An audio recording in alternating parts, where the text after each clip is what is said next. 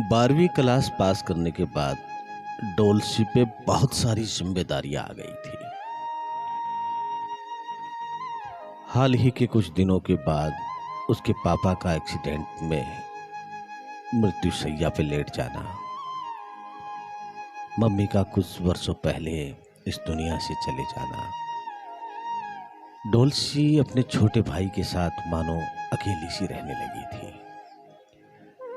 डोलसी के पापा की एक लाइब्रेरी थी जिसमें डीवीडी, सीडी, वीडियो कैसेट्स वगैरह किराए पे दी जाती थी और बेची भी जाती थी। धीरे धीरे डोलसी ने अपने आप को संभाला और 12वीं के पास पढ़ाई छोड़ने के तत्पश्चात लाइब्रेरी को संभालने लगी। डोलसी हमेशा लाइब्रेरी में आती, अपनी दुकान को बहुत अच्छे से सजाती, साफ सुथरा रखती, भगवान की आरती करती, अगरबत्तियां लगाती और दुकान में खुशनुमा अगरबत्ती से माहौल बहुत अच्छा रहता। शहर के कस्बे के संभ्रांत लोग आते, अपनी पसंद की वहाँ से सीडीज लेके जाते। अचानक क्या होता है कि वहाँ पर एक नौजवान जॉन नाम का एक लड़का वहाँ पे आता है।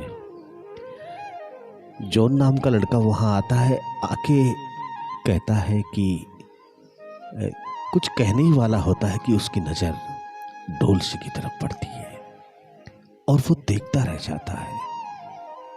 मोटी मोटी आंखें, गोल गोल चेहरा और रेशमी बालों की डोलची, मानो कि जॉन उसे देखता ही चला जाता है और जैसे ही नजर मिलने लगती है जॉन की आंखें झुक जाती है। अब दोस्तों, ये तो आप सभी जानते हैं, अगर किसी पुरुष की आंखें झुकती है तो उसके पीछे बहुत से रहस्य छोड़ जाते हैं। और दबे हुए स्वरों में जॉन ने कहा कि मुझे लेटेस्ट फिल्म की सीडी चाहिए। डोलसी अपने दराज को खोलकर उसमें से सिर्फ तुम नाम की फिल्म की एक सीडी देते।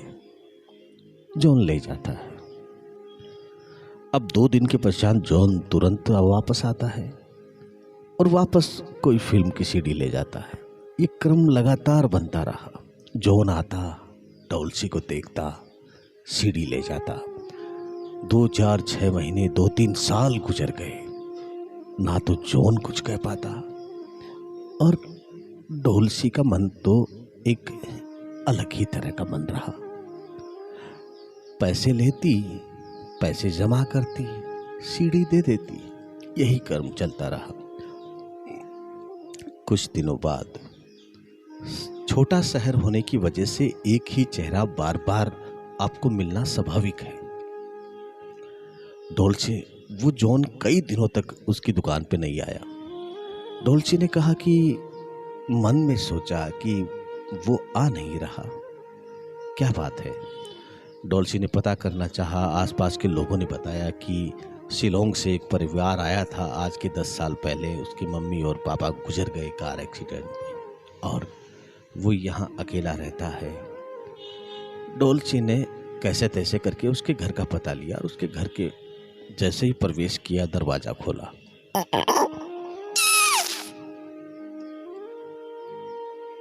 अंदर जाते ही डोलसी ने देखा कि जॉन खटिया पे बदहवासी के साथ पड़ा है, मानो कि बुखार से उसका बदन तप रहा है और मुंह से सिर्फ आहें निकल रही है।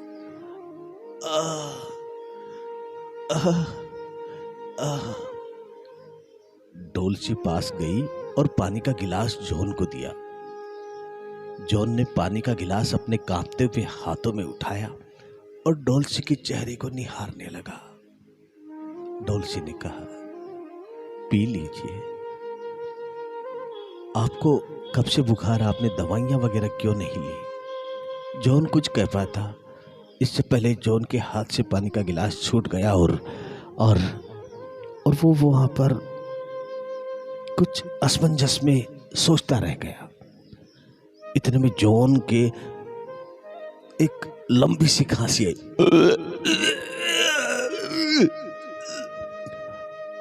डोलची की आंखें फटी की फटी रह गई, क्योंकि जो उल्टियां निकली थी उसमें खून था।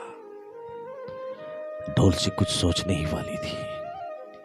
डोलची का बुरा हाल था।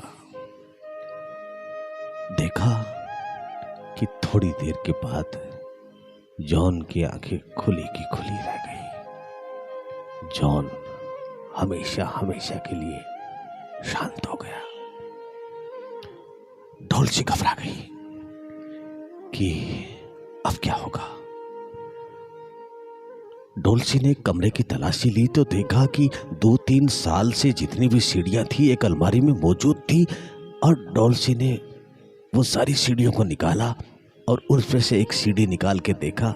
सीढ़ियां सारी पैक थी, सारी रेपर में पैक थी, और एक का रेपर खोला और उसमें देखा कि डोलची का उसमें एक पत्र निकला जिसमें लिखा था कि तुम मुझे बहुत अच्छे लगते हो, तुम्हारा नाम क्या है, मैं तुमसे बेहद प्यार करती हूं।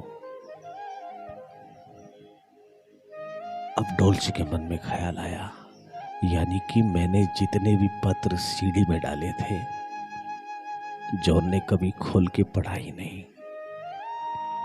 काश मेरा पत्र जॉन पढ़ लेते। तो दोस्तों, ये कहानी आप सुन रहे हैं आरजे अभिषेक शमशू के इस चैनल पर। उम्मीद करता हूं कि आपको ये कहानियां अच्छी लगती होगी।